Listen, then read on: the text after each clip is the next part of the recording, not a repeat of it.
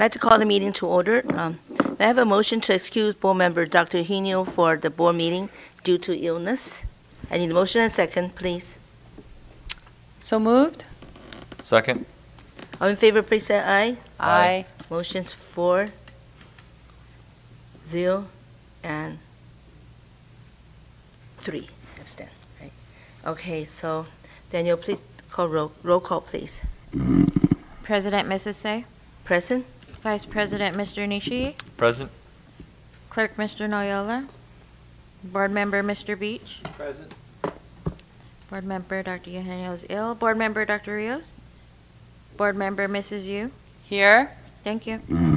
Okay, this evening we'll be discussing the following item in closed section: public employee discipline, dismissal, release, evaluation, 2 matters under Government Code Number 54957. Conference with the labor negotiator, update on negotiations with ABCFT, AFSCME, and CSEA under Government Code Number 54957.6. Conference with real property negotiator, 1 matter under Government Code Number 54956.8. Then next one is existing litigation, 2 matter under Government Code Number 54956.1D1. The board has determined that specifically identifying the matters would jeopardize its ability to conclude existing settlement negotiation to its advantage. Student discipline. Deliberation on student readmission case after expulsion, case number 22235, pursuant to Education Code Section 48916. Yeah, do we have any public comment? I don't think we have any papers. Okay, good, thank you. So anyway, we're going to move to closed section. We have motion and second. So moved. Second? So all in favor, please say aye. Aye. Motion passed 4, actually. You agree with that? So we'll just do 5, 4, 0, 3, okay.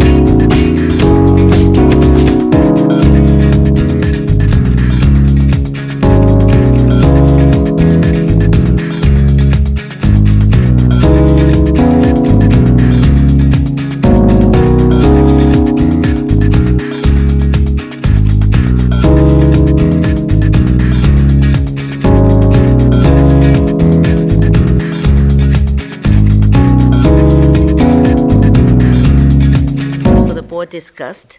Public employee discipline, dismissal, release, evaluation 2 matter under Government Code number 54957. Conference with labor negotiator. Update on negotiations with ABCFT, AFSCME, CSEA under Government Code 54957.6. Conference with the real property negotiator 1 matter Government Code 54956.8. Existing litigation 2 matter under Government Code 5496.9. Also, may I have a motion and second pursuant to Education Code Section 48916 that Board approve readmission of student number 2223-5 for the fall 2024 semester based on finding that she has fulfilled her rehabilitation plan and has complete readmissions process. May I have a motion and second? So moved. Second. All in favor, please say aye. Aye. The Aye. motion passes 7-0. 6-0, I'm sorry, yeah. Then you can correct it, 6-0. Now, can I have a student from Gonzalez for leading our tonight's Pledge of Allegiance? Thank you. Gonzalez Elementary School. Thank you. Please stand at attention for the flags to enter the assembly area.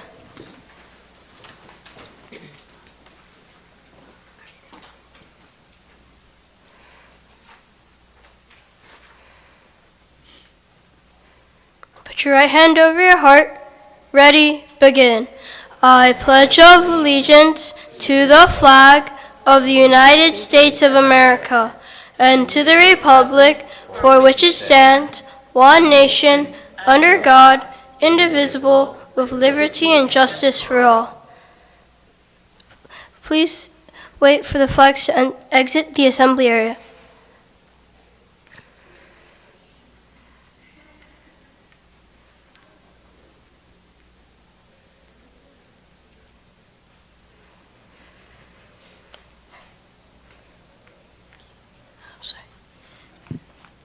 Hi, my name is...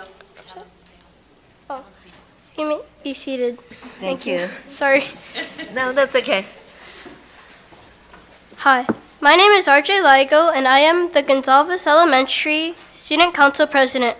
Our Student Council is made up of about 30 students from grades 4 to 6. We meet twice a month and make decisions about fun activities to show school spirit and to support our community. Hi, my name is Preston High, and I am the Vice President. Our student council is responsible for many things, like leading the whole school in the flag salute every Monday morning. I am Jeffrey Lee, Student Council Secretary. A few highlights of our program include our monthly Star Bar, where students can purchase treats once a month by trading in Star Cards, our school positive behavior incentives. We also host community events like Toy Drive and Taste of Gonzalez. I'm Paolo Pavale, and I'm the treasurer. On behalf of our student council advisors, Mrs. G and Mrs. Ortiz, and our great principal, Mrs. Christensen, we want to thank you for your time and having us here tonight. Thank you. Thank you.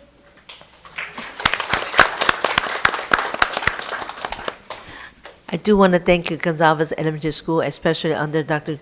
Ms. Christensen leading the program here. Really appreciate if we came tonight. I also want to thank you, the parents. If you're here, please stand up. From Gonzalez, thank you. The board very appreciate it, and I know your program, reading program, be really good under Ms. Christensen, because she's always good. She was the one leading the reading program before. I remember that, right? So good luck to you. I'm looking forward to see the reading program contest again. Thank you again, and good night. Thank you, parents. Brought your kids in here tonight. Thank you. Thank you. Good night.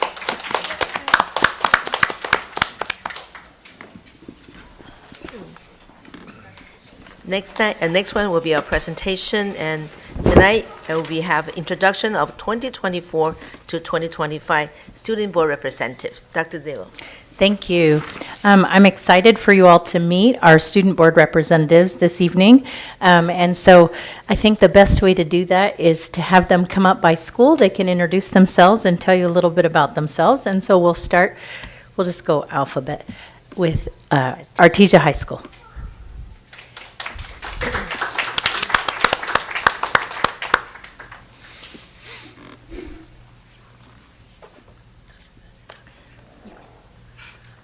Ready?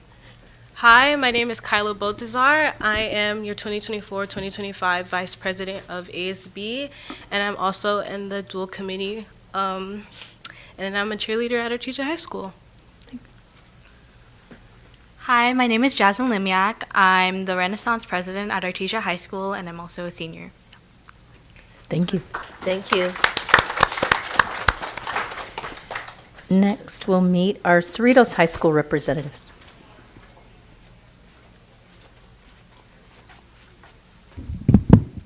Hi everyone, my name is Nikita Guntapalli.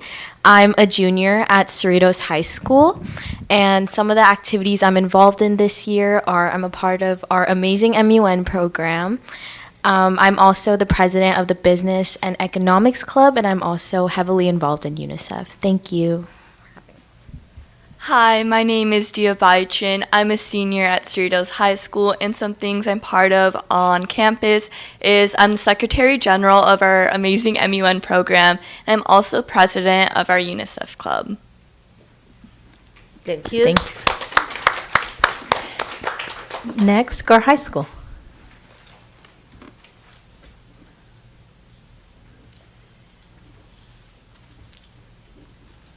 Good evening. My name is Chiniram Ibnilo, and I am a senior at GAR High School. Some activities I'm a part of at GAR is student body, and I'm also I'm the commissioner of academics at GAR High School, and I'm the vice president for Math and Science Club. Thank you. Thank you. Next, our students from Tracy High School.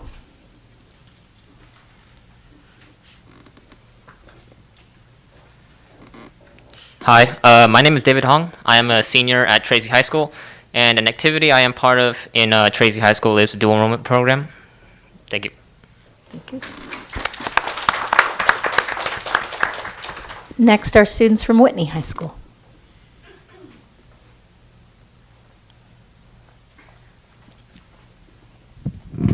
Hello, my name is William Kang. I'm a current junior and the current ASB secretary at the school. Some other activities I'm part of are playing basketball and being part of the Korean Cultural Club at my school. Hello, my name is Andrew Duwag. I'm a junior at Whitney, and I am the ASB Director of Finances. Some other activities I'm involved in include cross country, the Filipino club at my school, and then also culinary club. Thank you. Thank you. And finally, from our ABC Adult School, our representatives.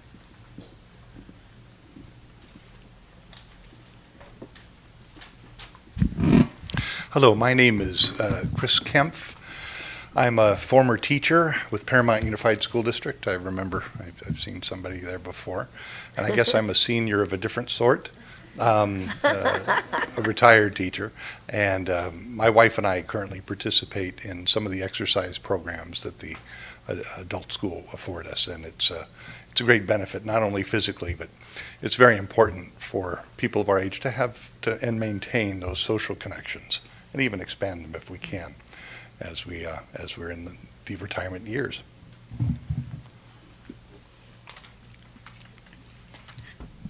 Good evening. My name is Sharon Song. I'm one of the representatives for the adult school, specifically the parent education program. I've been a part of the program for over 6 years and have taken almost every class offered. As a new and overwhelmed parent, the parent ed program gave me guidance during a crucial time 6 years ago and helped alleviate some of the worries that come with early childhood parenting.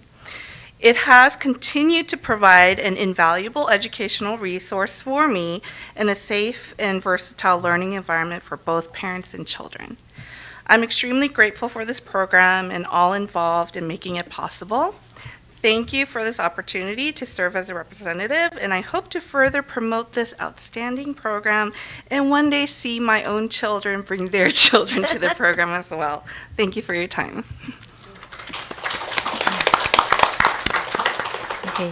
And we do have some comment for our Vice President, Mr. Nishi. Thank you, Madam President. Just really quick. So the job of student representation is what you make of it, right? If you put a lot into it, you'll get a lot out of it. And if you put a little bit into it, you'll get a little bit out of it. We work for you. You guys are our ears to the ground. Our policies directly affect how you experience school in general. And it's been, I don't know, more than a few years since I've been in school. So we need your input. I welcome you to give us some good ideas as to what we're doing right, what we're doing wrong. Express yourself. You can give a report, and that's interesting, but I don't want to just be a report. I would rather hear interactively what you really think, what we're doing right, what we're not doing right, what could be improved, what we're doing great. Those are the perspectives that you as students have that I don't have, and very few of us out here would. So if you do a great job, we will have a great school year, and you're going to have an effective and feel like you did something really important at your ABC. So please help us. Thank you. Thank you, Vice President Ms. Nishi. Next one will be our board member, Mr. Beach. Thank you, Madam President. I wanted to thank all of you students for stepping up and taking leadership roles in your schools. It's very important not only now, but as you go into your future, so I applaud you for that. And Mr. Duog, it was really nice seeing you here today. His mom and I went to school together K through 12. She was on ASB at GAR, and it's nice to see the apple fell very close to the tree. Good luck, sir. Thank you. I too want to say something here today. In the future, we should have adult school come first. Pay the respect. Am I right, Mr. Kemp? Thank you, sir. I do want to recommend Ms. Kemp too. He's very good at art, the woodwork, and he's also very nice. He has a little library in front of his house. Has a lot of kids' book there, and you can go there and take it as a free. Actually, I took 4 books from his house. There was a children reading book I used on my grandson. He's able, those tiny books, he can read it from there.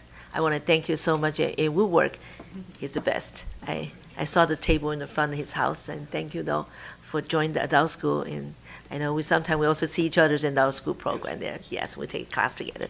I want to thank you, adult school here, and I also want to thank you, our student here. Just like my board member, Mr. Beach, said, thank you for coming forward, take the leadership. This is just the beginning. One day, hopefully, I will see the U.S. president will be coming from our school district. I'm looking forward to see that. Thank you for coming tonight. I want to thanks again to adult school principal there too. Thank you and staying here with us, and also other staff here. Appreciate it, and have a good night.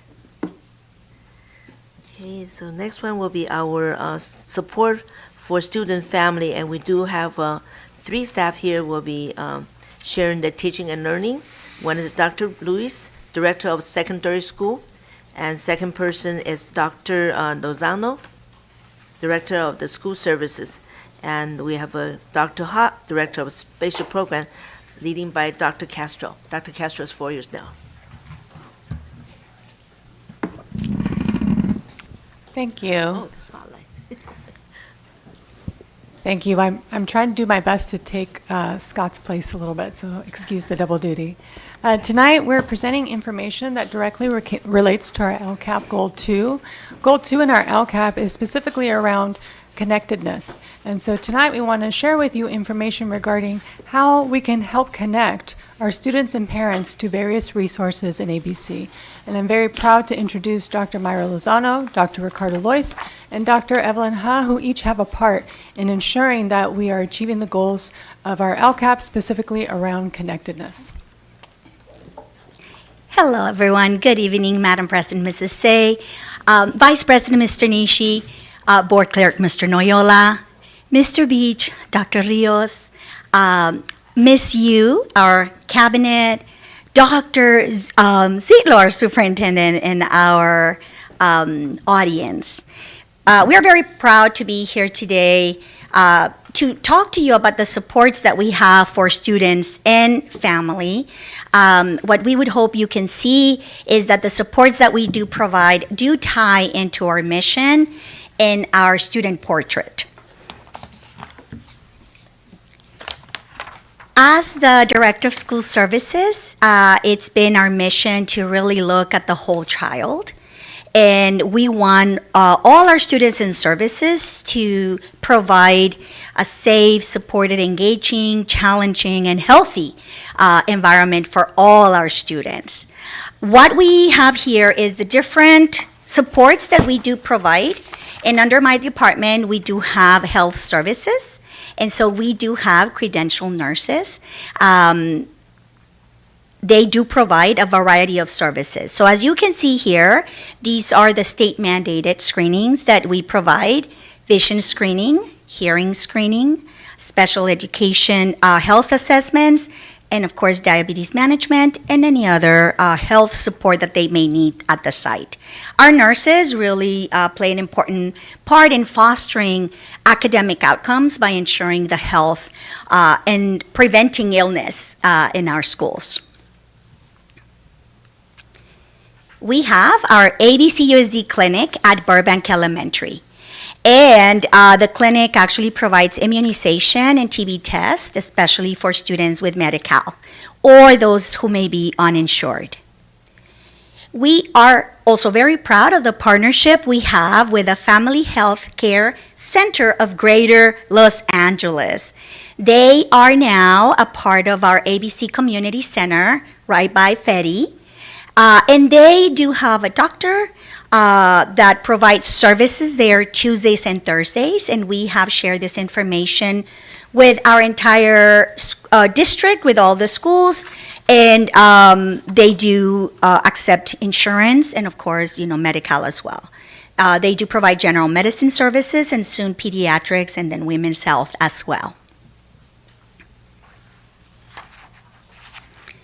Within the school services department, too, we provide foster homeless and socioeconomically disadvantaged youth with the supports that they need.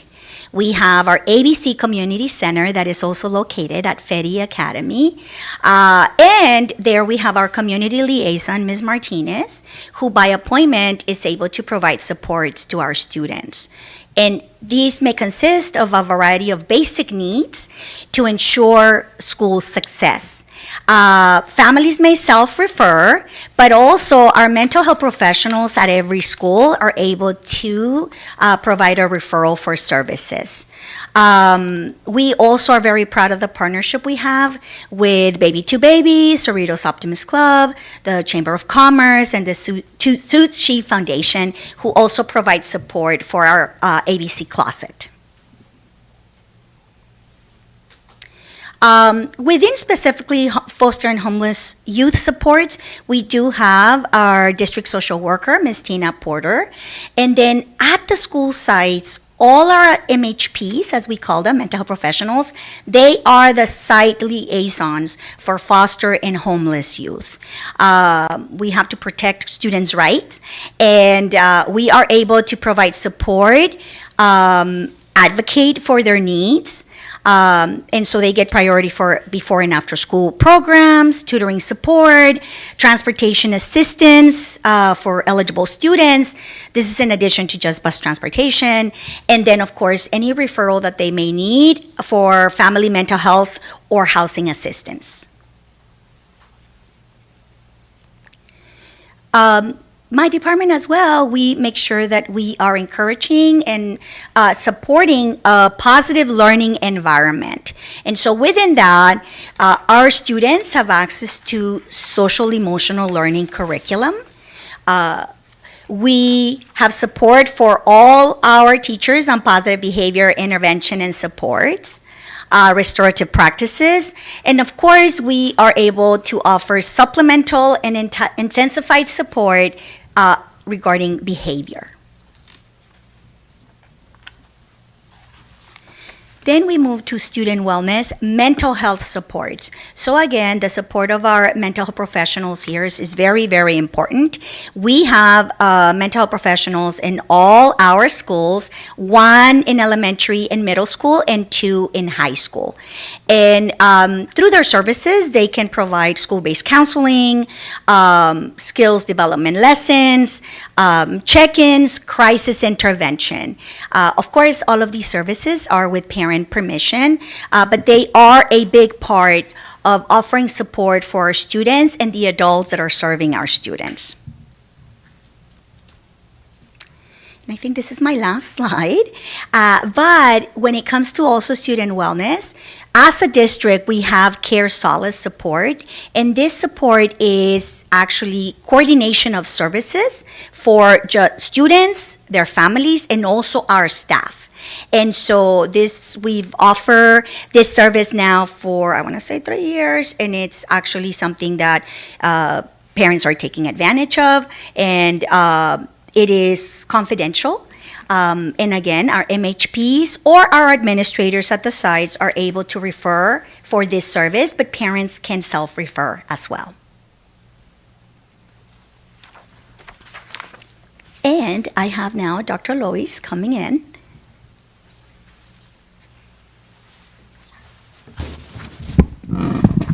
Good evening. In my role as Director of Secondary Schools, I also help oversee the work of child welfare and attendance. And part of that unit's role is to support our students with drug, alcohol, and tobacco use, as well as provide behavior support. So I'd like to go over some of the programs that we have in place in our district. The first one I'd like to mention is the Tobacco Use and Prevention Education Program, which is known as TUPE. We'll be going through a few acronyms here as we do in education, so I'll spell them out for you.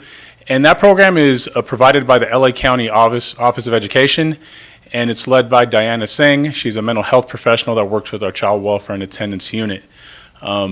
We provide a universal support to students in 6th through 12th with developmentally appropriate tobacco and cannabis prevention education, so students could learn about the dangers of cannabis use, the dangers of tobacco use in an appropriate manner for their age level.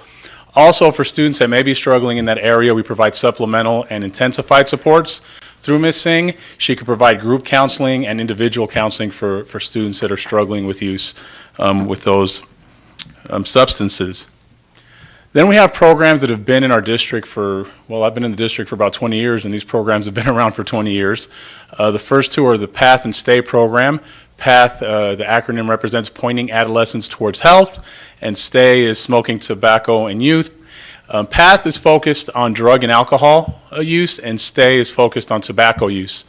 Those programs are overseen and supervised by the principal at Tracy High School, Dr. David Keys, and they largely are another form of other means of correction for suspension for when students are using tobacco or have used alcohol or have used drugs on our campuses. They are for 6th through 12th grade students.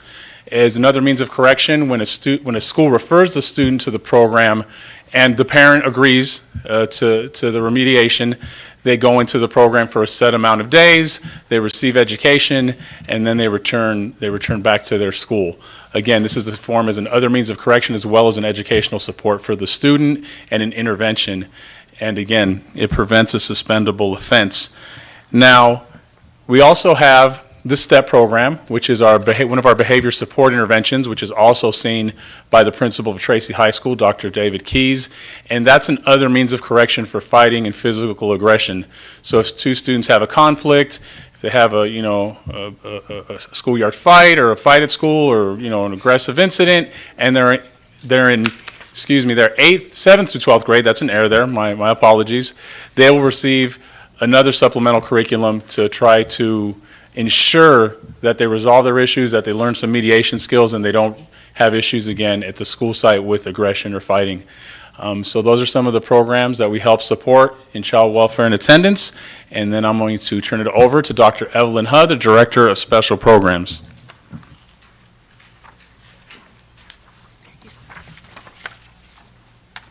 Good evening, everyone.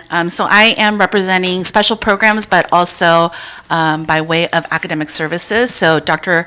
Lozano and Dr. Lois just shared a little bit about what's happening on the school services and secondary schools CWA side. So we specifically in special programs really focus on our unduplicated pupils, and so we wanted to share with you just some of the supports that we have for our English learners.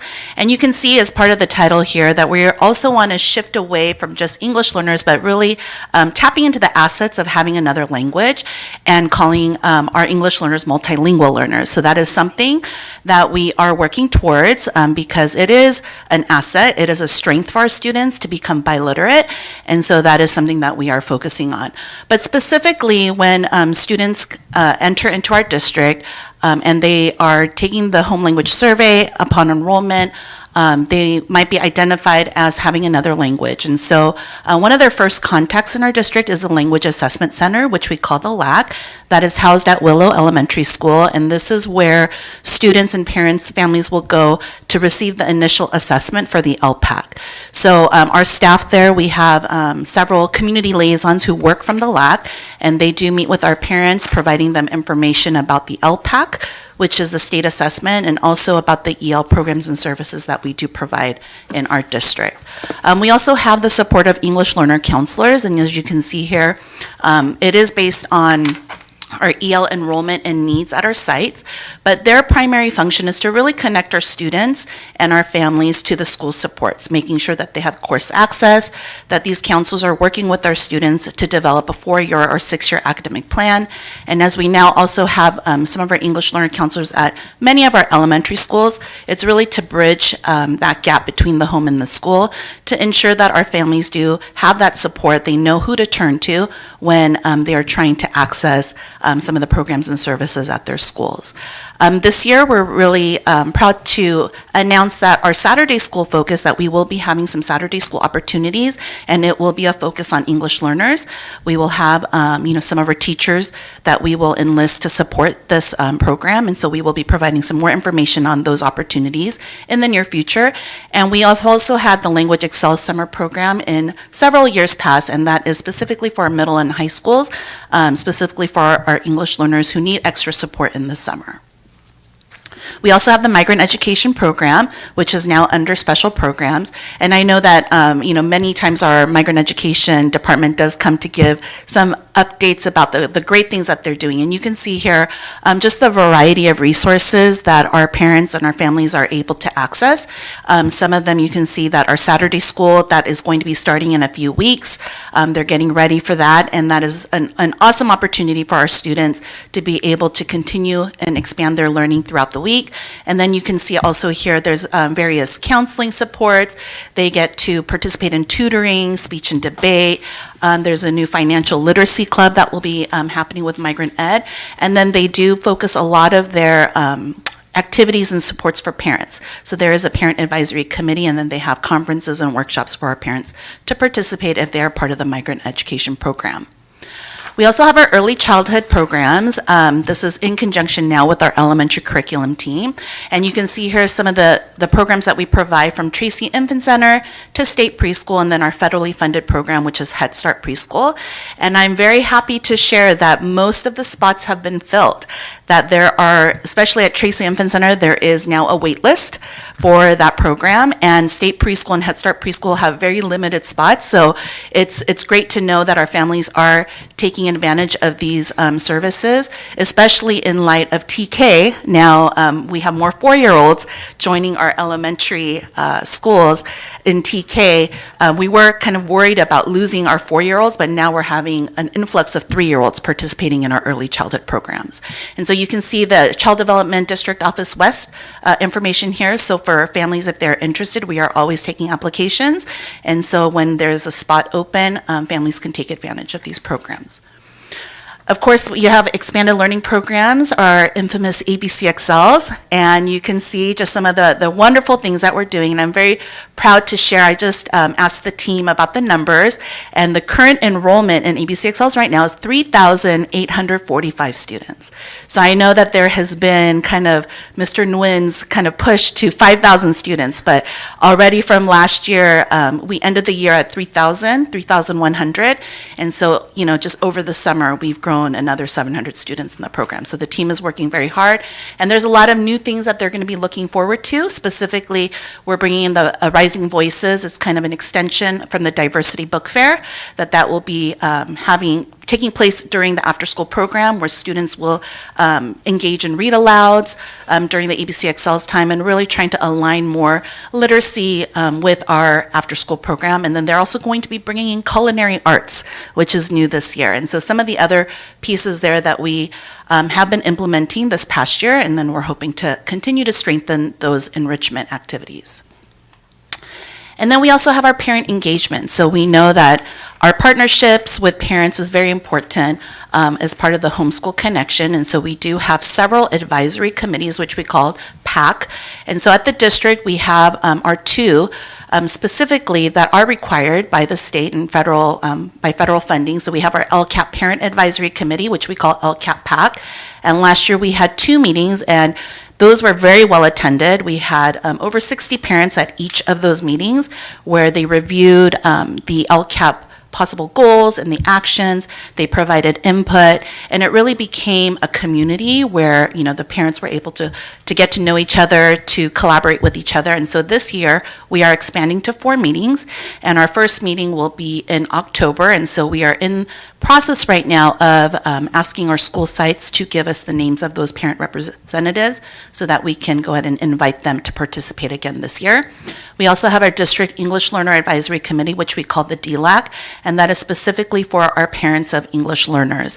And so part of the DLAC's also role is to serve as the LCAP Parent Advisory Committee. So they will be participating in both. And then we have our Migrant Education Parent Advisory Committee, our SELPA Community Advisory Committee, as well as our Black Family Circle that is operating as a PAC currently. At our schools, the PACs that we have are our site English Learner Advisory Committees, which if you have 21 or more English learners at your site, then each site does need to have an ELAC. And then, of course, the school site council. So as schools develop the school plan, single plan for student achievement, that is where, you know, principals along with the school staff and parents as part of the school site council will help in the development of the SIPSA. We also have an affinity group in our district, which is the Hispanic Latino Family Circle, and that is not yet a PAC, but we are just launching that in partnership with the Equity Office. And so part of the role this year is to explore the purpose of the Hispanic Latino Family Circle and what the parents want in terms of that group. And so it could possibly turn into a parent advisory committee, and so that is something that we will explore this year. And then at all of our Title I elementary schools, we do have parent liaisons who are working at the schools to really help connect our families to our schools.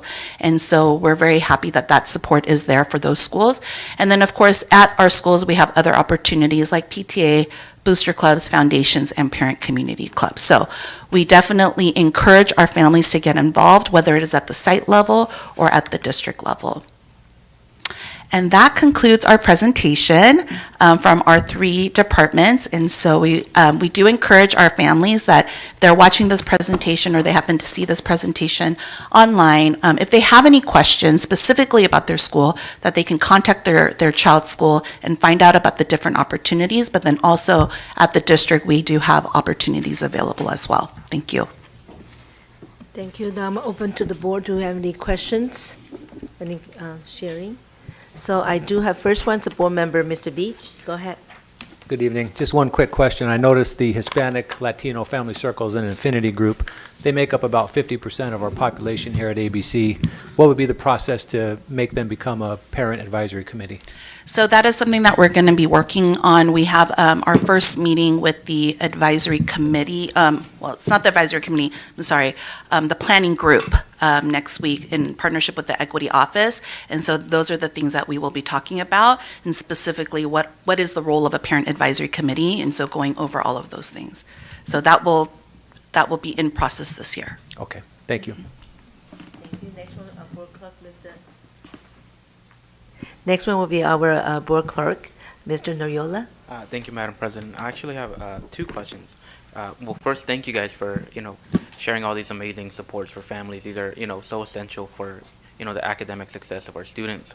The first one is, how can our MHPs help all the adults on campus be health and wellness allies and our robust, support? MHPs do a lot, and I hear a lot like, oh, if you have, you need to do a mental health check-in, talk to the MHP, or you want to get a service, go talk to the MHP.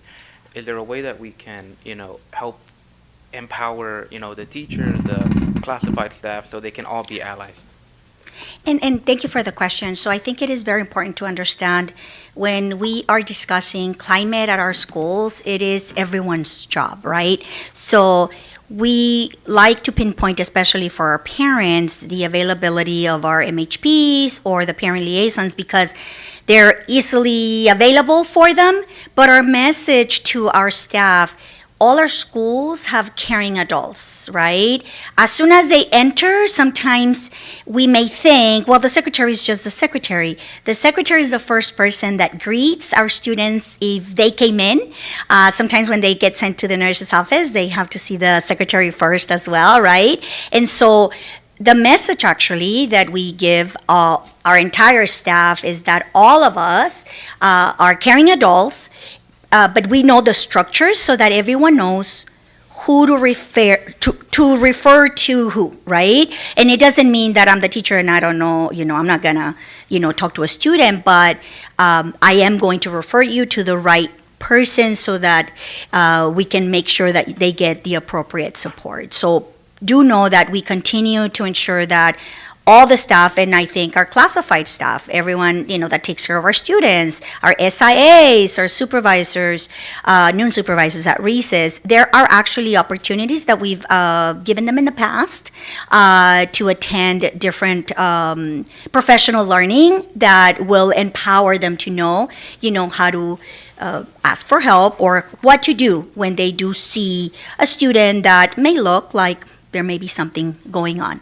Because it's all about connectedness, right? When kids know that people care about them and that, our custodians, I can tell you, right? They play an important role as well because they see them outside and they can be that level of support. So know that we do make sure that we send that message to all our staff and we make professional learning opportunities available to them as well. Thank you so much. My second question this is probably for Dr. Lois. And regarding all our, abatement, path, stay, STEP programs, how are we growing those non-punitive programs that, not just focus on that one issue, but, that whole child approach, like you were mentioning earlier? Yeah, there are a lot of programs at the school sites that are other means of corrections or interventions or supports that schools have in place. There wasn't a space for me to mention everything schools are doing, but we're always looking at what we have and how it's servicing our students' needs. For example, Ms. Singh, who's our mental health professional in child welfare and attendance, that's a relatively new role because we know students in Tier 3 interventions, such as students have been expelled or have gone through SARBs, they need support. So she works closely with the schools to make sure those students are getting their supports. So basically, we're always assessing, the landscape, what students need, and trying to develop those programs. We also try to work with community-based organizations or anyone else that's willing to partner with our district and our schools to support students. That is all my questions. Thank you. Next one will be our board member, Ms. Yu. Thank you, President Say. Another question to Dr. Ricardo. Well, I really appreciate, our school district, Dr. Ricardo, and our child welfare department are working very hard, both preventative and taking care of problems. Question is, has there been a rise of drug on campus, not just our district, but of course our district, since the legalization of marijuana? That's a hard question to answer because we don't monitor, if a student is caught, we obviously document and we have that information, and that's information I could share with you. Our behavior referrals and suspensions for those reasons over the years. So I could provide that to you. I would hate just to give you an assumption. Really appreciate that. Because I see, there's vape stores here and there. So now it's just so easily accessible for our minors. Yeah, accessibility has increased, and I'd be happy to provide you the data on what those behavior incidents have looked like since then. Yes. So do you have any advice for parents what to look for? I just tell parents to stay connected with their kids. I was a middle school principal and I was a high school principal, and those are the times when your kids kind of push you away a little bit more. And my argument was those students need you more than when they're in elementary school, because they're going through a lot biologically, emotionally. There's just a lot going on. So I just ask parents to stay connected to their students, be aware of what's of what's going on. If they see a change or a need, to have that conversation with the student. Go to our schools. We have great mental health professionals and other resources. And I think just maintaining a high level of engagement, with parents or other family members is key. Thank you. Thank you. You're welcome. And another question for Dr. Evelyn Hall for the special program. Well, thank you so much. I mean, it's so refreshing and encouraging that we have all these great programs. Quick question on the math tutoring, before and after school math tutoring, which is fantastic, and it's available in this ABCUSD. We have growing numbers. Maybe you might not have the answer and you can provide it to the board in the future, but what materials or what program, which company are we using? So for the math tutoring, it does depend on the school site. So we do provide for all of our elementary and our middle schools, so that they are able to provide either before school or after school math tutoring. And so like even currently right now, Dr. Balbuena is working to look at some of the data and then to provide the allocations for the schools. We definitely like it when our schools are able to have their own teachers teach the interventions, because our teachers really know what the students are doing in the classroom. And so last year we did have an increase of several schools that actually had their own teachers teach the after-school tutoring so that they can pick up right where they left off in the classroom. However, some of the schools do not have teachers who want to teach or who can teach, and so that is where we then partner with some of our outside tutoring vendors. And so the last couple of years we partnered with Ready Steady Go as well as Tutor Zone, and so an outside tutoring company would come in to provide some of those services. And they do come in with some of their own curriculum, but then there is a collaboration on the part of the tutoring company as well as the school to make sure that the students, based on where their math skills are, that they are looking to really provide those interventions on those skills. And so we do have in ABCUSD, there is a program specialist, Mr. Mike Darby, who has been kind of the liaison between the outside tutoring companies as well and with the schools, and kind of ensuring to see what the data looks like, how students are doing in the math tutoring. And so that is part of the parallel kind of program with ABCUSD, because it is with the ELOP funding, but you don't necessarily have to be going to ABCUSD every single day to participate. It is based on the need of the students and how the schools decide who receives that tutoring. I see. Thank you. I would appreciate it if a board can be provided with those outside vendors that we have been using.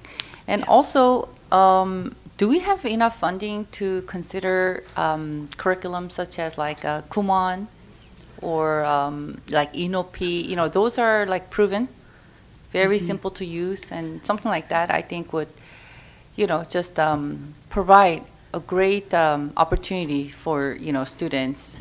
I don't know if the ELOC funding have that kind of resources. So we would have to definitely look into if the funding can be utilized in that way, and so we could definitely look into that, and then we can provide you some more information. Thank you so much. Yeah.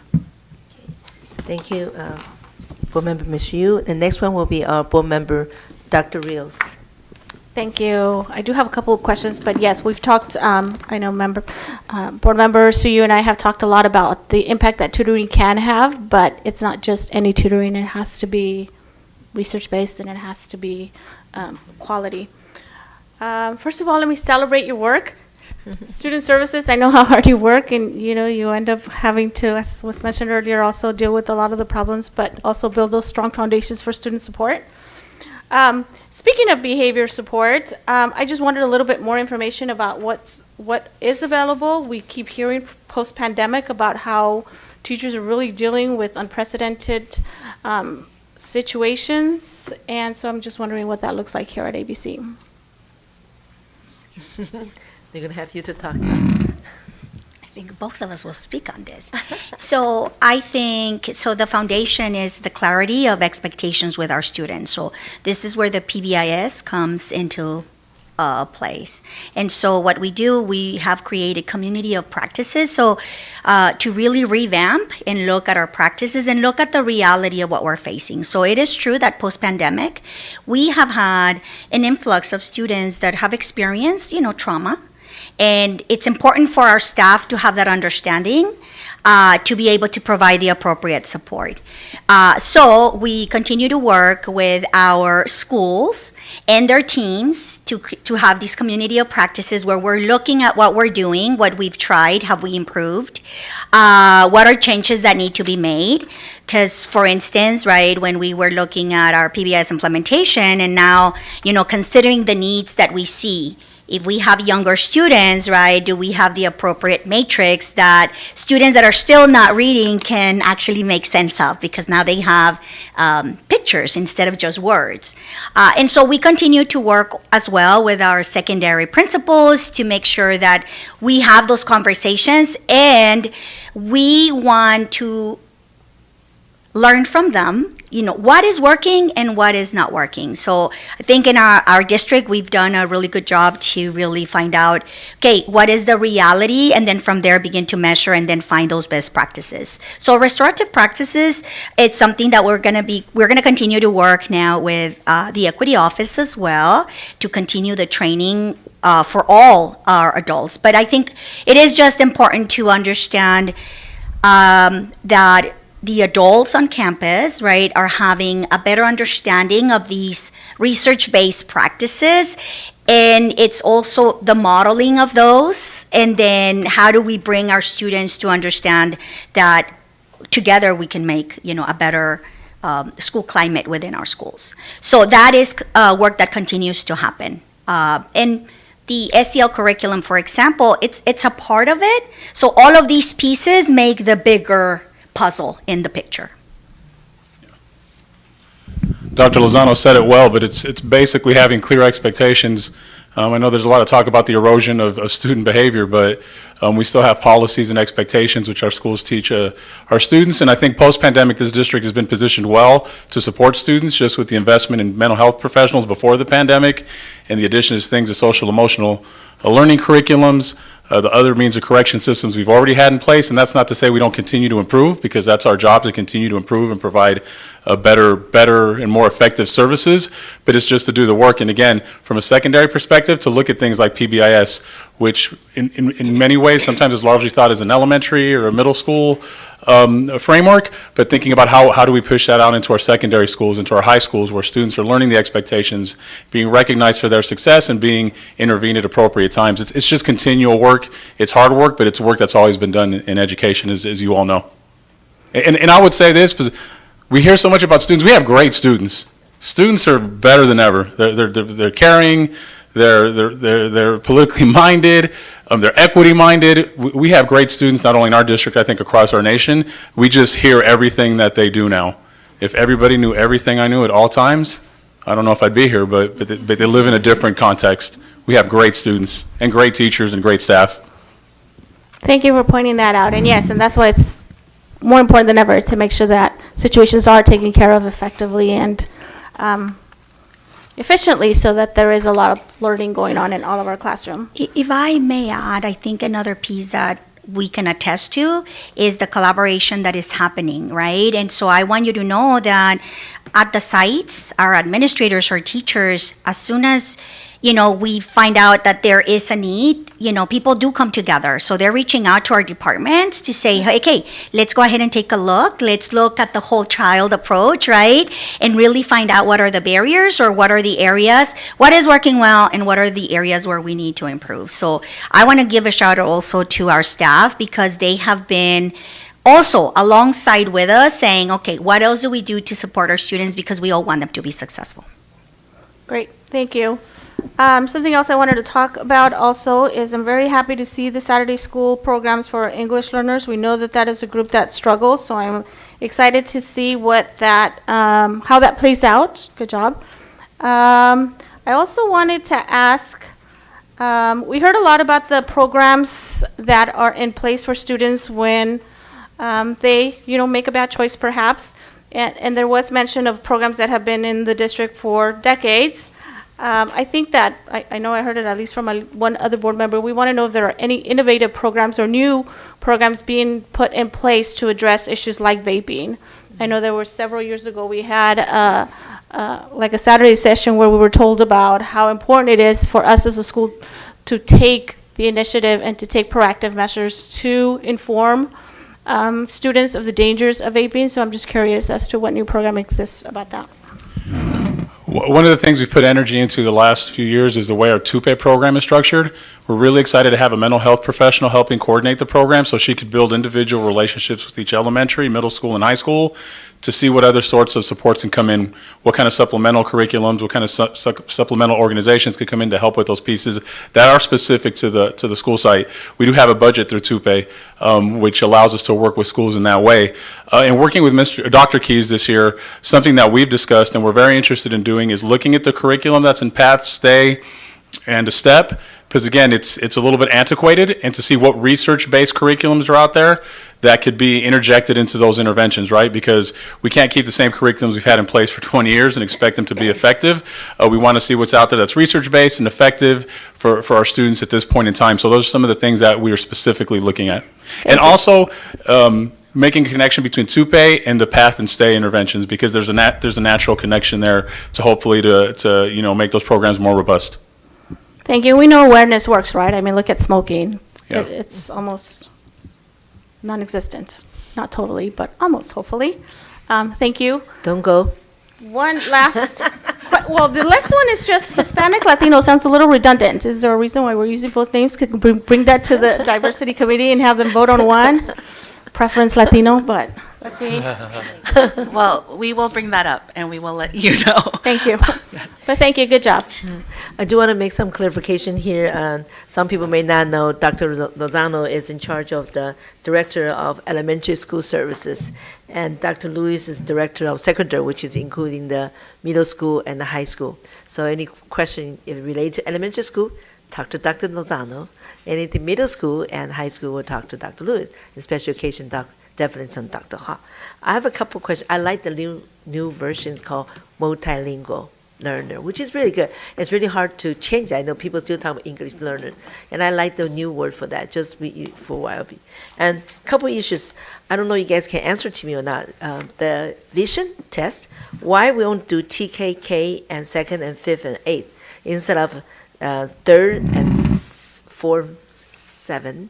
Those are the Those are state mandated. State mandated. But I do want you to know, though, that if at any grade level, the teacher may notice, right? And I think with our own experience, right, we kind of see that the student cannot really see that the student is winking their eyes right away. They do make the referral to the nurse to make sure that they do get tested. And of course, state requirement also based on the referral.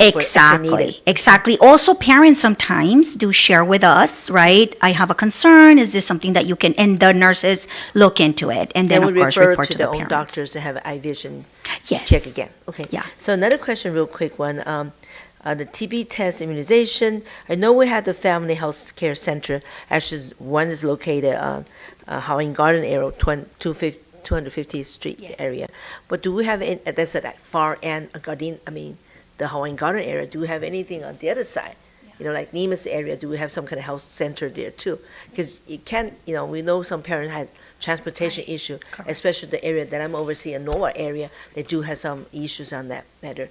Do we have any in our area? I don't see Nemus at, but I only see a little trailer at the corner there. I don't know what that's for. Right.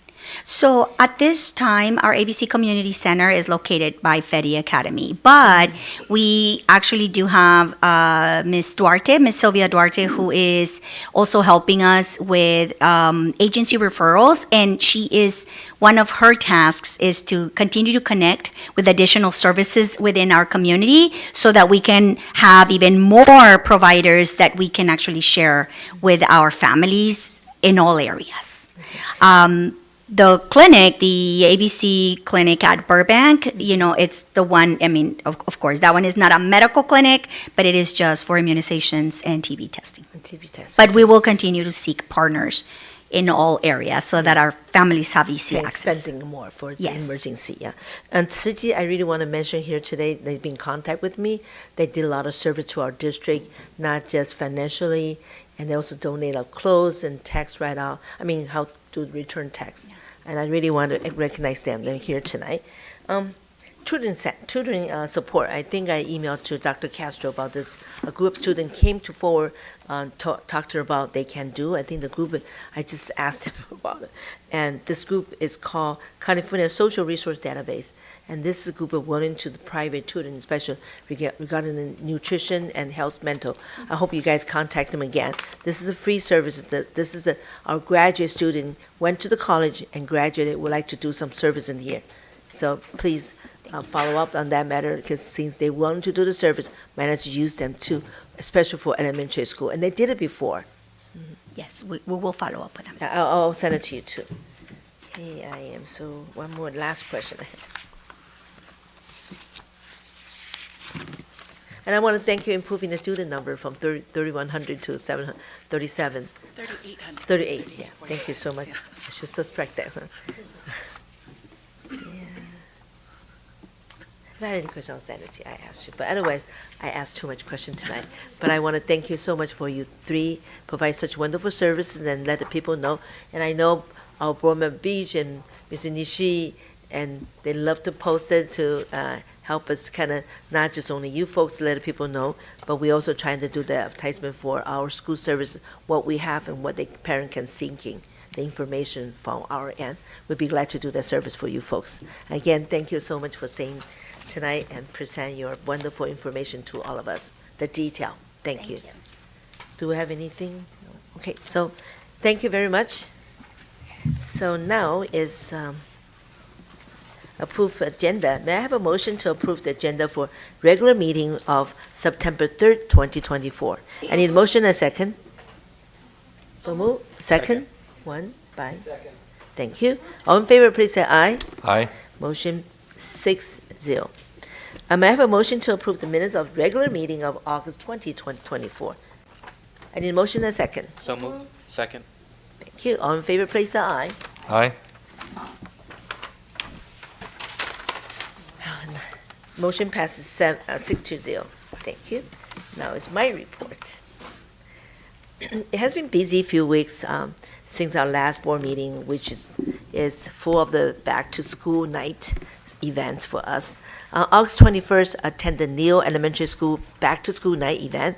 I had a chance to connect with not just only the family and teachers, but also with the neighbors as well. In the past, we had some common issues about parking lot, the lights. Remember, Toyn, that?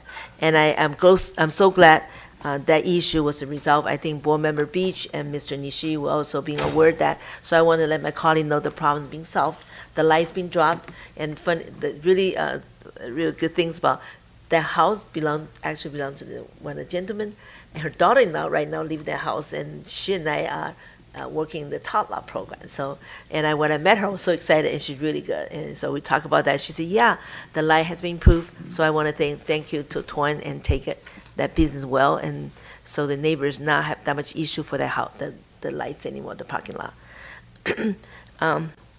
So I also talked to other neighbor who has some thoughts about parking drive by the kids, and she had brought really good suggestions. So I'll bring her back to my colleague here and ask you folks, maybe that's a solution for Leo Elementary School when kids drop off and pick it up, because that really bothered the neighborhood, the area, tiny street. So many people parking, the neighbors' parking lot. I mean, it's made the community very inconvenient. So I would like to bring their idea and share with my colleague here later on. So on August 22nd, I attended back to school night at the Stour Elementary School, which is my grandson Lucas go to that school. The TK teacher, I stayed there in the classroom. It's amazing, and share some suggestion with the family, including not to pushing the kids too hard. My daughter's one of them, pushing kids so hard. Only 4 years old. Watch out, this kid. Be careful, this and that. So I say, why don't you go to back to school night, parent? The teacher will give you some advice. And she came home, she would relax. She said, you know what? I really should step back a little bit on Lucas. So I think the really good, important thing, the pieces has here is have parents to go into the back to school night, listen to what teachers said. I also went to Nevis after that, back to school night. I went to Nevis on that evening. I want to remind everyone about the wonderful nature garden center that we have there. And we need the people, schools looking for people to support to maintain the wonderful resource. It's a 1 acre land, only one person oversee that. So we're looking for people who are willing to join with us to take care of that piece of land. August 24th, I attended my regular board meeting, agenda planning meeting with Dr. Zillow. August 27th, attending the back to school night event at Whitney High School with Mr. Castor Song and our director of HR.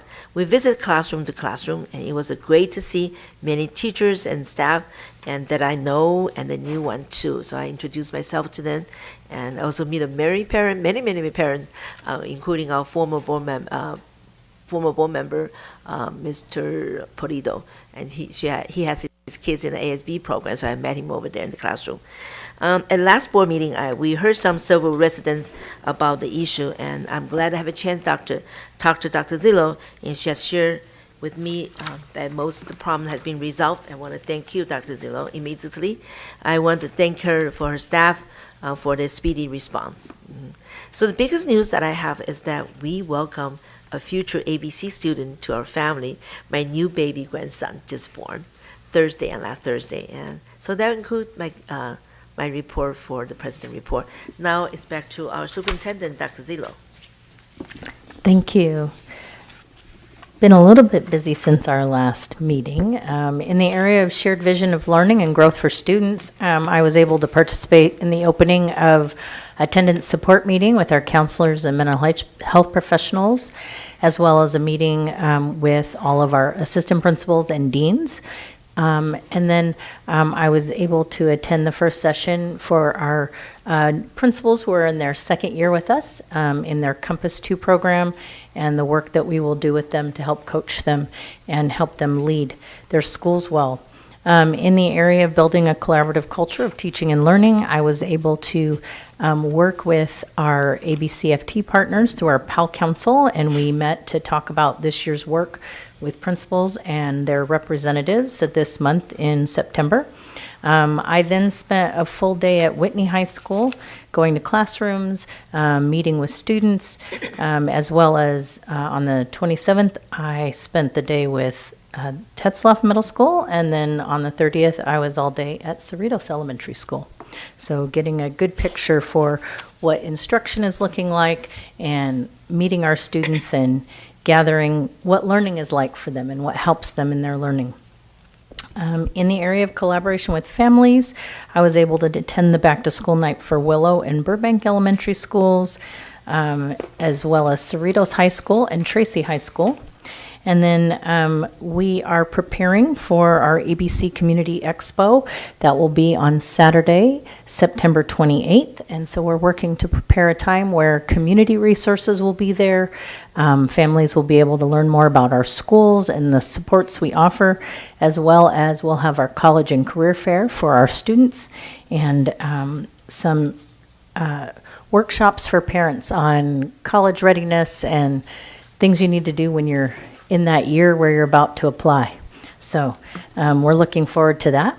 And then, of course, I met with our student board reps and walked through agendas with them and helped prepare them for their work this year. Finally, in the area of influencing context to improve education, in my regular meeting with Mr. Gare around our partnership and how we work together, we were able to meet with someone from the Department of Labor, Darnice Marsh, who is interested in knowing more about our partnership and what we do to work together to improve instruction and outcomes for kids. And so it was a good meeting, and we're looking forward to sharing our story with her. And that is all. Thank you, Dr. Zillow. Next one will be our employee representative report. Do we have any, Mr. Ray Gare, our ABCFT, the president? No report. Thank you, sir. Next one was a public hearing. Okay. I would like to open public hearing on the initial proposal submitted by ABC, American Federation of Teachers, Local 2317, California Federation of Teachers, American Federation of Teachers, AFO, CIO, to reopen negotiation for the 2024 2024 to 2025 school year. Copies of initial proposal are available to the public, for the public to review. Do we have any public comment? Board Clerk? I do not see any. Here, no comment, the public hearing is closed. Next one is, I would like to open a public hearing on the ABC Unified School District Negotiation Team response to the ABC American Federation of Teachers Local 2317, California Federation of Teachers American Federation of the Teacher / AFL CIO to reopen negotiation for 2024 to 2025 school year. Copy of the district response available for the public to review. Do we have any public comment? I see one public comment. Is this for this matter? Is this related to the ABCFT initial response, or is this a regular public comment? Okay. I do not have any public comment. Thank you, sir. Seeing no comment, so the public hearing is closed. Okay. So now we are to the public comment. The clerk, Mr. Noyola, is your floor now. Thank you, Madam President. Persons wishing to address the board should fill out a card located on the table by the door and place it in the silver tin. Speakers will be called in sequence during public comment section, which is limited to 1 hour, and each speaker to a presentation of 5 minutes, unless the board wishes to waive the time limit. Those who have a group concern are encouraged to select a spokesperson to address the board. Please remember that the board is unable to directly respond to comments made during public comment section, and neither the board nor the district staff verify the accuracy of the statements made during public comments. Persons wishing to address the board on a specific agenda item at the time the item is under discussion are limited to 5 minutes each and will be called to speak following the staff comments and prior to the board discussion and taking action. Adverse remarks about a person's race, ancestry, ethnic group, identification, religion, color, national origin, sex, sexual orientation, gender, mental or physical disability, or age may not be made. Please avoid remarks or charges which reflect upon the character, motives, and qualifications or the ability of any school district employee. Concerns presented to the board will be followed up and addressed by the appropriate staff. The first public comment I have is Karina Salcido.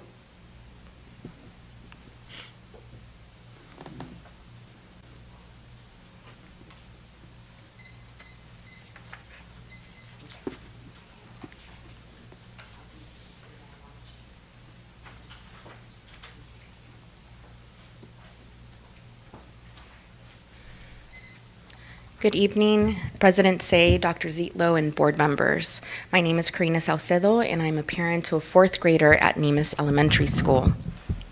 After hearing another parent voice their concerns regarding the first day of school at Nemus, I felt compelled to speak about the lack of communication from school administration to the Nemus community. For at least the last 8 years, minus peak COVID times, parents have been allowed to walk their children to class for the first few days of school. This year, once the gates opened on the first day of school, we were told by the school principal that only students would be allowed on campus. Complete chaos ensued, and crying children were ushered into the school. Hours later, an apology message was sent only to the parents in first, second, and third grade. In this message, the principal noted that they just thought that this was the way that we normally manage the first day of school. Note, this principal was there last year. Nemus has students from TK to 6th grade. Half of Nemus families never received an apology message. I was told that school staff wished this day never went the way that it did. However, no plan for resolution or even a makeup day to walk your child to class was ever offered. I'm handing you a copy of the current Nemus school dress code. I believe that Nemus is the only school in ABC that uses uniforms. Parents do appreciate this. However, we do not appreciate the sudden changes made to the dress code. On August 9th, less than 72 hours before the first day of school, our principal sent out a message noting that jeans, yoga pants, and sweatpants are no longer permitted. However, the school official dress code, which you have in your hands, only references the following in regards to pants. I've highlighted these sections on the copies provided. Student school uniform, dark blue or khaki colored pants, skirts, scooters, shorts, jumpers. Pants must be worn at or above the hip joint and be able to stay up without a belt. Torn ripped jeans or shorts that expose the skin in the front or back upper thigh and buttocks area are prohibited. Also worth noting is the disregard for SB 291, Pupil Rights Recess, which was enacted at the beginning of this school year. SB 291 directs a certain amount of time be provided for recess for children.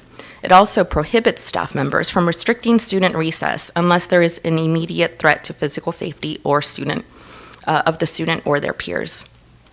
Parents have voiced their concerns regarding the dress code, are essentially told that the dress code cannot be enforced. Students are not subject to punishment for dress code violations, although I know of at least 3 instances in which students have had their recess removed for dress code violations. All other NEMIS families are not told any of this information and are left in the dark. I hope that issues that I'm bringing up can be addressed. I have a strong belief that the way that information is sometimes provided to only parents that complain and not to all NEMIS families is concerning. Attempting to narrow down the school dress code by removing the ability to wear jeans, yoga pants, and sweatpants at a Title I school while punishing students for not being able to adhere to this dress code is not an equitable practice. I have reached out to school administration as well as Dr. Lozano. On August 16th, Dr. Lozano assured me that I'd be contacted by the school's principal. This has not happened to this date. This only solidifies my great concern regarding the lack of communication that exists. I hope that together we can come up with a resolution to the issues that I've brought to you today. Thank you. Thank you. Any other public comments? Seeing none, I now close public comments. Thank you, sir. Now, may I have a motion to approve our consent calendar? I need a motion and second.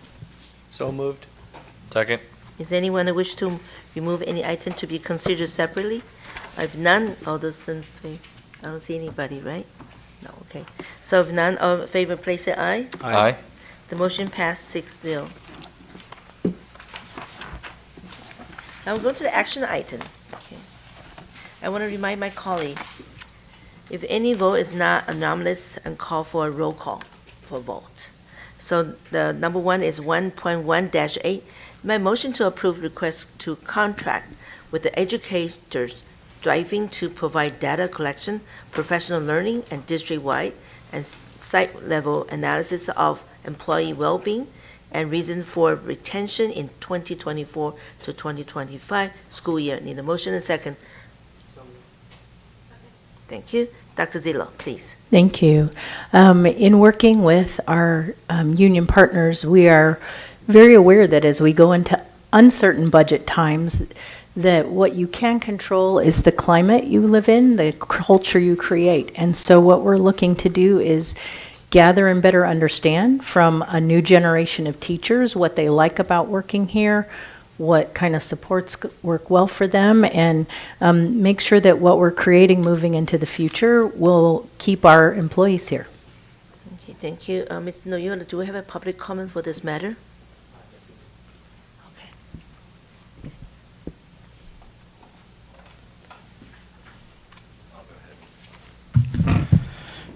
Good evening, board members and President Say. This is really important for us to figure out why people stay in ABC or why they might be unhappy and they're leaving. For the most part, we're looking at the positives.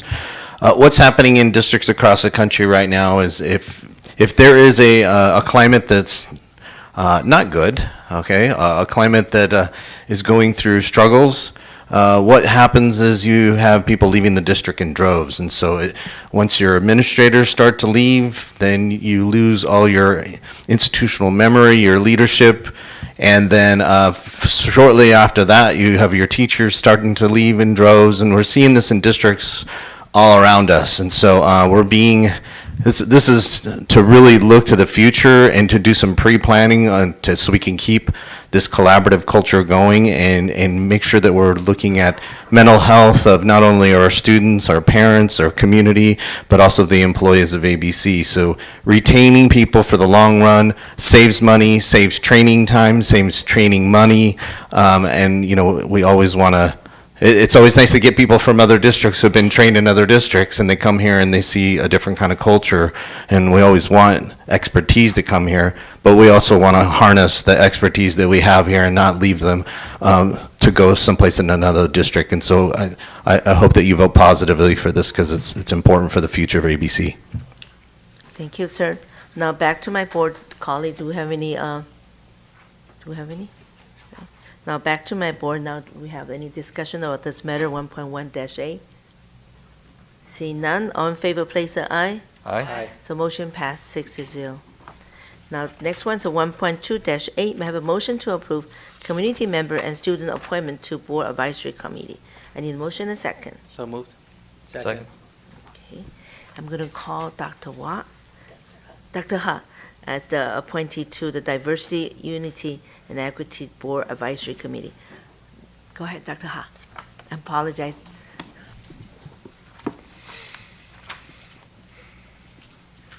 So good evening once again.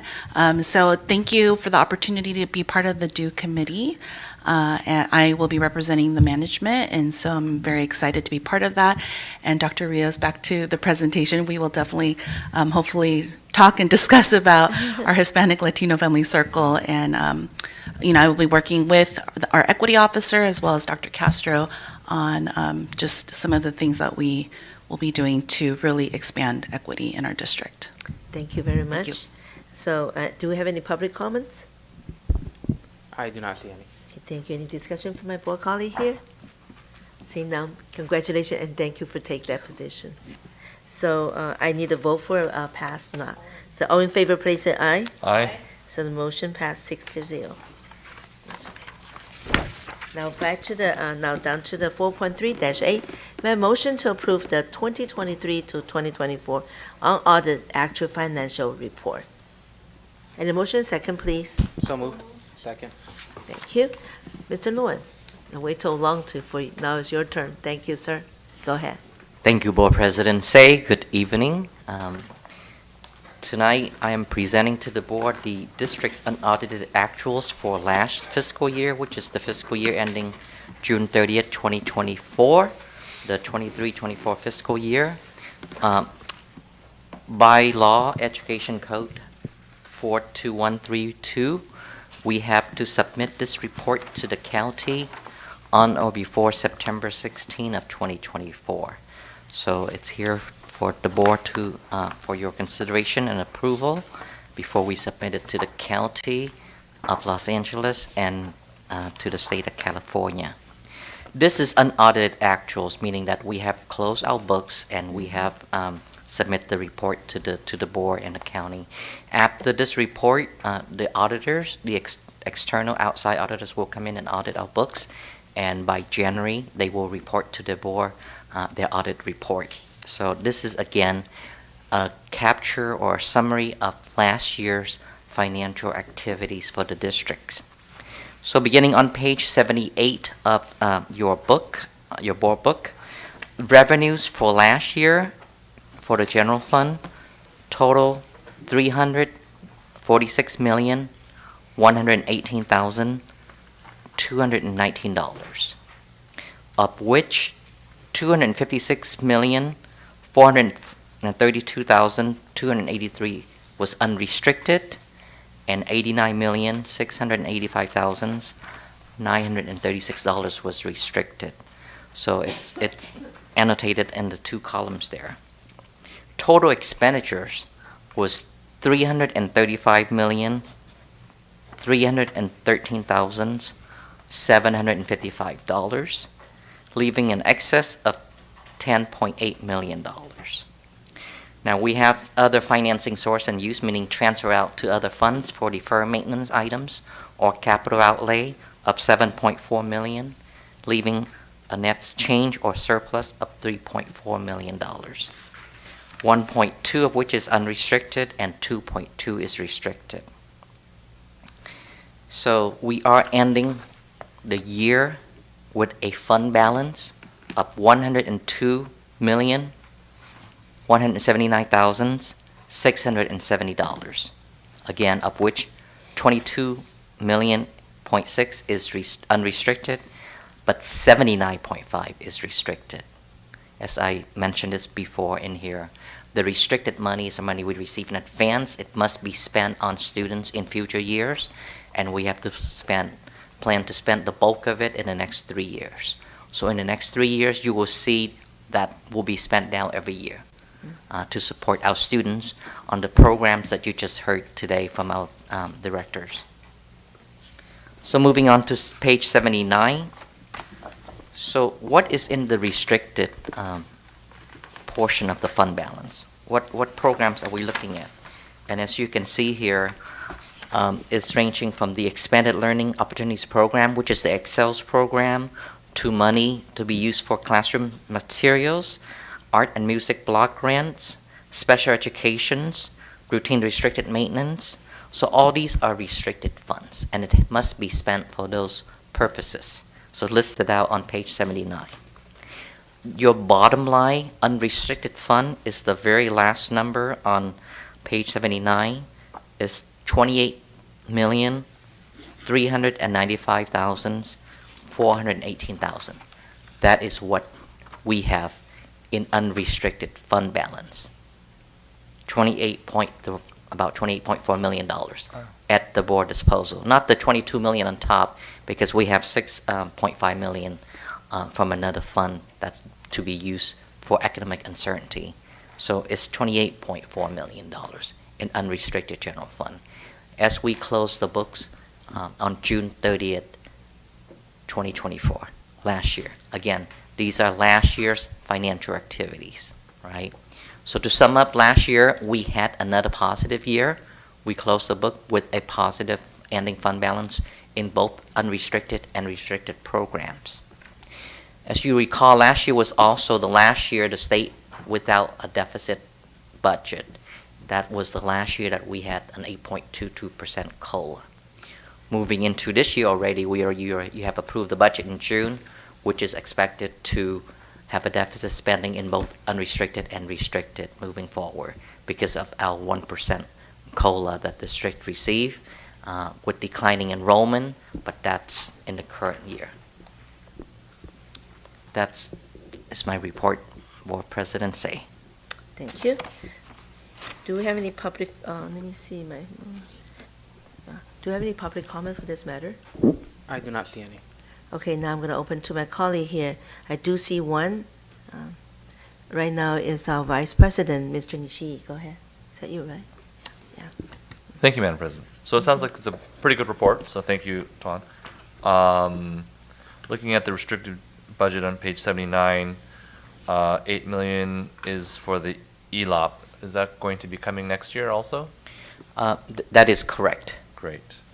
But this Learning Recovery Emergency Block Grant for $21 million, that's not going to be coming next year. Correct. That's one time. That's the one-time funds that we won't get again. All right. But we're still on track that we spent down, looks like 33, looks like on page 78, we spent 33 million more than we had in the reserve fund for that one. Is that right? Or how much did we spend more than we received? Looks like we spent 122 million and we received 89, so the difference is 33. Right. That is correct, but the accounting works that way because we have to transfer money from the unrestricted fund over to support programs like special education and routine restricted maintenance. That would be, if you want to consider that, an underfunded portion of special education. Right, and Yes. that's so that we have to do that. Correct. So that's a good thing, and also that means that we're spending down all those emergency funds. Correct. All the federal COVID or ESSER funds have been spent down. Gone. Okay, good. On page 78, it says other financing sources and uses. So it looks like we had 256 in revenue, 212 in expenditures. So it looks like we received more than we spent, but then there's 42,630,352 other financing sources and uses. What is that? So that's basically the transfer, like I said earlier, to the restricted funds to support programs like special education and our maintenance department. Okay, so It just have to be kept it in the restricted. So this 42 went over to the restricted into the right column. Correct. 35 million of it. Got it. So And then the 7 went to another fund for, again, defer maintenance. So this- 35 of it went to the column right Special to the education, right. correct. Got it. Okay. And so that's going to happen Every year. regularly. Every year. Every year. It's always Yes. going to happen like that. That's correct. So really, it's not. I mean, we don't have a choice. You have to spend the money on. We want Correct. to spend On, money re- on them. to maintain our facilities and on special education programs. Okay. And then on page 79, you have economic uncertainties, $6 million. That's part of it. If you add to, with the 22 on top, then you have now 28.4. Okay, and Yes. I vaguely remember that it was, I think we projected 27 million that we'd have as a fund balance, so this is a little bit better than we originally expected? That is correct. Just a little bit better, but better. That's good. All right. Yeah. So I just want to ask questions so the public knows what's happening. So we did a little bit better, not a lot better, but a little bit better than we expected in terms of the budget Correct. expenditures. Yeah. Because And then- the net change of 1.196 million added to that. So yes, we were in the positive for that. So In terms that's of what we push- budgeted and what we expected to come, and then what actually we spent a little bit less. Correct. All right. So I looked at our enrollment, and it wasn't as high as it usually is. Did the projections include that loss of students? So this is the current year. We opened school. We are now looking at 17,666 students as of last Friday. Okay, so Which it is a- increased. I mean, increased from the last time I first saw few it. days, right? From the first few days. So, but it's a decrease from last year of 18,000 roughly. Right, so 400 students will be lost. Correct, more or less. We were projecting about 300, 350, so it's around right there, a little bit more, but that's where we are. So we will keep monitoring the report and see, because we're hoping that, students will still come. It's still early, it's just right after Labor Day. Yep. So we usually don't know by October, the number usually will be solid. It'll stabilize. So, and that's when we have to report to the state. The annual CalPATS report usually is by October. The due date is December, but the cutoff is October 31st. And that's when, your actual enrollment, if you will. It changed daily, but the day that you have to report to the state is October 31st. How many teachers retire on an annual basis? I know it's kind of part of this general actual thought here. Correct. So, that is something we like to project every year. Of course, Right. we run a report of how many years of service our teachers have in reverse, right? And we look at that and we try to project. I always, with Ruben, I said, how many we think we will get in terms of retirement, because it helps with the budget. So we're hoping between 30 to 35 on average. Okay. So some year we get more, some year we get less, depends on the year. But usually, we're looking at around 30. Okay, so 30 to 35 teachers usually retire, and they have class On sizes. of about- average, is right. It's not exact, obviously. And they have a class size of about 27? Depends on the level, the grade level, right? It's all in the contract, right? Some high school's a bit higher, elementary school, because of all the one-time funds more that or we less, have, right. right? Yeah, 25, 27. 25, Yes. 27. Okay, thanks. Of course. Thank you. You're welcome. Okay, the next one will be our board member, Mrs. Yu. Thank you, President Say, and thank you, CFO Tuan, for all this work. And what is our total reserve as of now? So that is on page 78 or 79, either one, right? Mhm. You look at 102 million, the very bottom line, right? $179,607. So that is our total reserve. Total reserve. Both restricted and restricted, Mhm, right? mhm.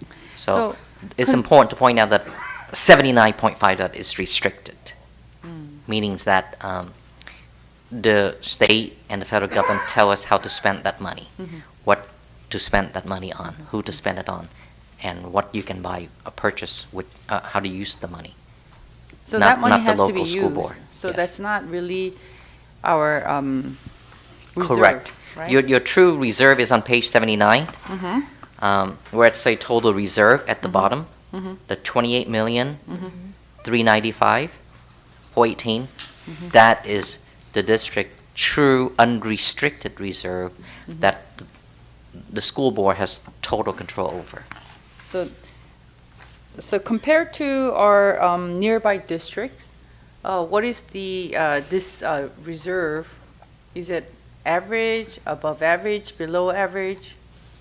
So I reported this when I present the budget, right? We at about 10%, 9-10%. The average districts, not just surrounding, but unified school district in the state of California, has about 22%. So we less than half. So we are sort of like not even average. We Little less bit than below average. We less than half. Yeah, less than half, yes. The average is 22%. Yeah, 22%. So are we, I mean, projecting the future, how does it look? So Are we okay for rainy days? So the requirement from the state is the 3% reserve, Mhm. right? So we clearly above that, right? The district, like surrounding districts, is experiencing declining enrollment. Mhm. So that's going to impact, our finances. And especially in a year when the state doesn't have additional funding for COLA, like this year, right? A 1% COLA, I mentioned that. Mhm. We have, cost increase in Mhm. health benefits, in Mhm. pension costs. Mhm. So for this year, the board approved a budget with a negative spending. Mm. We are deficit spending this current year. Mhm. There's no other way of saying it. So which means we are spending more Mhm. than what we will be receiving in terms of revenues. And that's As a what the district- reserve is for, right? As a district, we're going to be deficit spending. Correct. Mhm. Because This I know year this- and in the foreseeable future. Mhm. Because I know the state is deficit, so we're not going to get any money from the state. Not in 24-25. How about next year? We will know when the governor proposes budget in Mhm. January, right? And that's a starting point. Mhm. But it's projected that COLA will be about 3% Mhm. in 25-26. Mhm. So we are hopeful that we'll get at least that increase. Mhm. But again, with 3%, that's barely sufficient to cover declining enrollment and Mhm. increase in health benefits. Mhm. The declining enrollment is not just our district. The other districts are experiencing more declining enrollment, and I want to thank the cabinet and the teachers and, our union, really caring about the teachers' well-being. Thank you for that, and really hope that we will get students from other districts too, because we do have a lot of magnet programs. So that's something that we don't have control over. The Correct. declining enrollment is just across the state. Okay. As a projection done by the State Department of Finance, Mhm. the County of Los Angeles, by the year 2030, 2031, will be declining about 15 to 17% of students.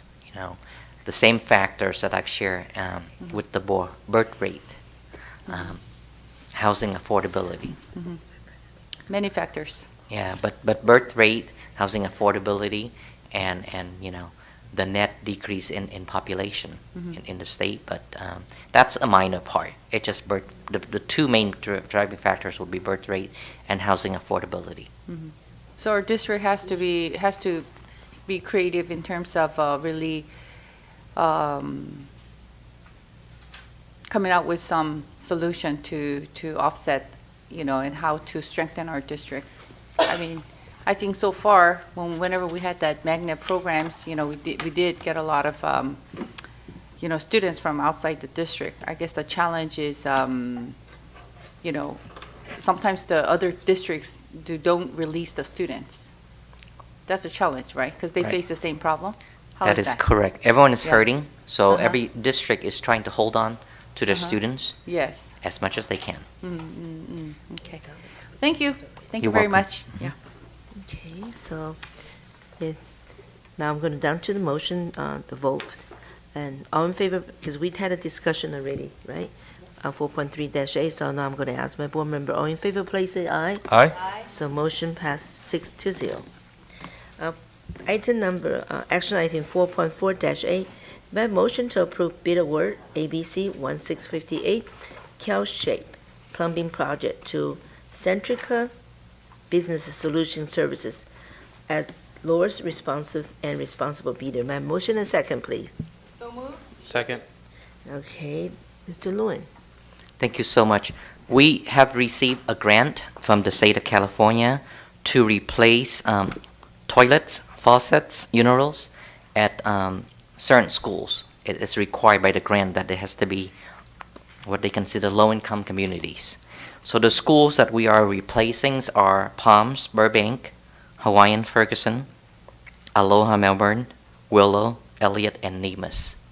So we are replacing a total of 767 fixtures altogether. And the new fixture have to meet their water efficiency requirement. So they will do a pre and a post test that we have to do a report to them that the new fixtures will meet that water efficiency requirement or standard set by them. So the bid amount or the total award is fully funded by the grant. We are looking at, after this batch, possibly extend it because Ferry and Artesia's also qualify under the grant. So since we just modernized those schools, we are looking at, how to proceed with those 2 schools. But right now, it's these 9 schools that we are doing or replacing the fixtures. Thank you. See none for our board, but do we have any public comments? I do not see any. Okay, so if, now I'm going to have my quality vote. All in favor, place aye on discussion, but so you asked some question already there. Oh, that was something else? I'm sorry. Okay, so now back to our board now. Any questions regarding this item 4.4-8? See none. All in favor, please say aye. Aye. Okay, 4.5-8, may I have a motion to approve bid award ABC 1661 Moving Services to Beltman, it's Beltman, right? Relocation Group as lowest responsive and responsible bidder with the King Office Services and Armstrong Company as the next lowest responsive and responsible bidder, respectfully. I need a motion and a second. Second. Okay, Mr. Lewin. Thank you, Board President. Say, under the Measure BB program, the district went out to bid for moving services. We received 3 bids, and I just want to make sure I explain the recommendation. We are recommending the board to approve Bellman as the lowest responsible bidder, but also approve the other 2, King Office Services and Armstrong, as the next lowest bidders should we need to use them in case there's capacity issues. In case we have a big project, we'll have to move the entire school in over the weekend, that one company cannot do all the work. We will go in that order. The lowest bidder will be Bellman, which is the first company that we will go to, and after that, King Office Services and Armstrong. So we are recommending all 3 in that order. Thank you. Do you have any public comment for this matter? Thank you. Now back to our board. I have Vice President Mr. Nishii. Thank you, Madam President. So I just want to say good job with the bids that were received. Actually, even with the previous one, I want to say that was good because these are all pretty within 10%. They all understood what was happening. Yeah. Looks like you got a good deal, and it's a good idea to get optional use because if we just approved 1, then we're kind of stuck with 1. Having 2 or 3 is good, even though these other guys are a little bit more expensive, but you never know until it actually comes down to the ground. So thank you for thinking ahead, and thank Ms. Cox as well for going through that effort. Thank you. It's all Ms. Cox. Thank you. Thank you. All in favor, please say aye. Aye. 6-0. Now, board, back to our board member reports, please.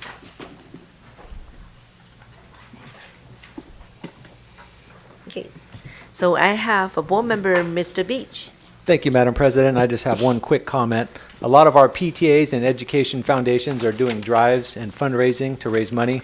They do great things for our students, parents, and staff. Please consider joining our PTAs and donating generously to our schools. Thank you. Thank you, Mr. Beach. Next one will be our board clerk, Mr. Noyola. Thank you, Madam President. I just wanted to report that I was able to attend Hawaiian Elementary's back to school night. I'm very glad to see their new mural and all the upgrades from the first part of the Measure BB project. I also got to visit Ferguson Elementary. I got to see their new robotics and coding lab and their multi-learning reading lab. And then later on that week, I also got to visit Tetzlaw back to school night with Mr. Nishii and Dr. Castro. Where we got to visit some classrooms, see the upgraded facilities with the Measure BB funds, and I'm very proud to say that Tetzloff was at full capacity. It's great to see all the parents come out and participate, learn how they can be involved with the teachers, helping their students with their homework assignments, and just being connected. And lastly, I was able to visit the Artesia High School Family Band Night, where families got to try out different instruments with their students, and also, sign up for any programs or classes. And last, I just want to give a quick shout out to the Gar Flag Football. I did get to see the first half of their game, and they were, they were blowing out Whittier.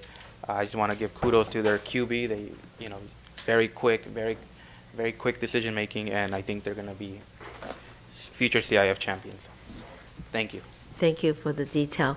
Next one will be our Vice President, Mr. Nishii. Thank you, Madam President. Really quick, I got to visit Kennedy Open House. Or actually back to school. That was kind of fun. Usually I don't do a lot of official visits, so visiting Kennedy and seeing the kids there is great. Juarez, I went there. Also great principals and parents.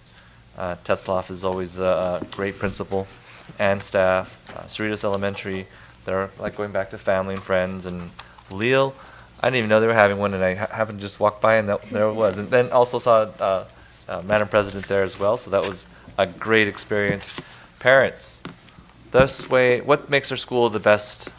We all get the same amount of money. Why is ABC the most, or in my opinion, one of the best in LA County? It's because of the parents, the staff, everybody cares about the kids. That is the delta that makes us different. The best thing you can do for your kids is to participate. Help your teacher. The teacher can do so much, and they're the best, but guess what? Your love and your support, there's nobody going to be any more important than you parents to go do this. So that's your best investment. You move to a great district, but it's just not just a name, it's actually all of us, and your success is dependent upon that. One last thing regarding history and scholarships. We're offering something called the Mark Sturdivant Scholarship for Justice. This is a separate thing, so people know. We have art, essay, or video. Basically, is how you can make a difference in this world. What does civil rights really mean? To me, it's just a piece of paper, just very flimsy, no power to it. It's really our students, our future leaders that are important, and the way they get to us is not always by appealing to our brain, but also appealing to our psyche, to our hearts, and that's how and why I want art that affects what we want to do in our futures, video, because that's the next media, to get people to think about what is right and what is wrong. We're going to have an election about what is right and what's wrong, so these kids are going to be the future, and they're going to be our future deciders, and I want them to be participatory. So hopefully they sign up. Details, you can always call me up, it's not a problem. And you need to know your math, because these financial reports are really important. That he's able to save extra money for us, it's important not to waste money. And so we have one of the best, I think, CFOs in the state of California, in my opinion, in my humble opinion. And so it's not keeping all the money in the bank. That's not what he's doing. What he's doing is he's making sure that our monies are spent efficiently. So that goes to our parents. It goes to our teachers in salaries so that they feel good. It goes to our facilities so they're not crumbling, and it goes to our educational things. So all the money that you save enables us to weather those bad days. And so for that, you're not in the classroom, but you are definitely part of the success of our district, as well as personnel, to make sure that we have the best people in place, as well as our superintendent and all of us up here. So that's why I asked the questions about our money, because if we don't have it, we can't spend it on our kids. Thank you. Thank you. See none. Now go to the announcements. Next regular board meeting will be on Tuesday, September 17, 7 p.m. in here, district's office boardroom here. And we have a committee meeting. Citizen Oversight Committee will be on Tuesday, September 10 at 6 p.m. in our district conference room.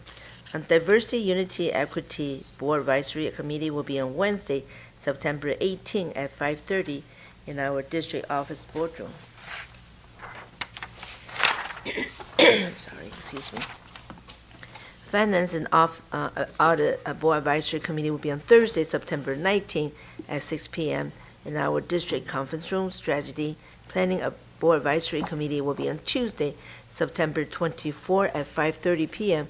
Legislative Policy Board Advisory Committee, Wednesday, September 25th at 6:30 p.m. in our district conference room. Now, to our second public comment, do we have any, Mr. Noyola? Yes, we have one public comment, Mr. Ray Gare. Good evening again. My name is Ray Gare, President of the ABC Federation Teachers. Thank you, Mr. Nishii, for saying what you said about getting involved, and parents being involved, and that means especially at the secondary level. I know that, our inclination is to pull back a little bit during secondary as parents, but just know that that's when your students, your kids need probably the most attention. Give them space, but they really want you in their corner, and so don't be afraid to be in, have those conversations in the car, have those conversations when you pick them up. Any chance you can get to have great conversations with your teenager to show them your support, I think that's really crucial, so thank you for saying that tonight.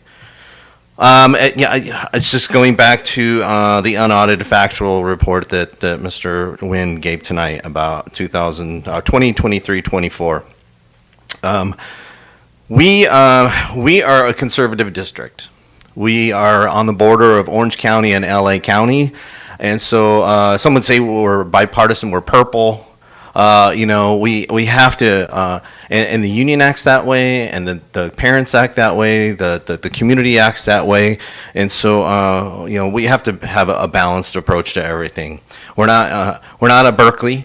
Right, we're not going to get all radical like our San Francisco either, but we're also not we're not going to be as dysfunctional as Yorba Linda and Orange Unified. Not to throw anybody under the bus, but we try to find the middle ground. We will never be a top-paying district, and our teachers understand that, and our employees understand that. We have financial limitations by the number of students that we get. Prior to a funding change that happened about a decade ago, ABC was the second lowest funded district in LA County for probably 30 years. And so, we were lucky to make just the medium salary, and we've maintained our health benefits while everybody around us has decimated their health benefits. And our health benefits is something that keeps people here. Right, so we're not top pay. We're not a top paid district, but our health benefits and the culture of our school district is why people stay, and it's why we have great leadership at our high schools, great leadership among board, the administrative cabinet, because of the culture. Those people are not walking away, and that's why it was so important for us to. For you to approve that contract with Educators Thriving, because that's the secret sauce. That's what saves us money, so that we are not fighting with each other, we are not wasting dollars, and so we're able to harness those good employees. You asked about how many teachers retire. Could be like 35, some of them are in the classroom, some have special ed backgrounds, so they have fewer students, but we have about 70 teachers that are out doing other jobs besides in the classroom. And those, when you have 70 teachers or so out there, if there is a financial crisis, you can always cut back.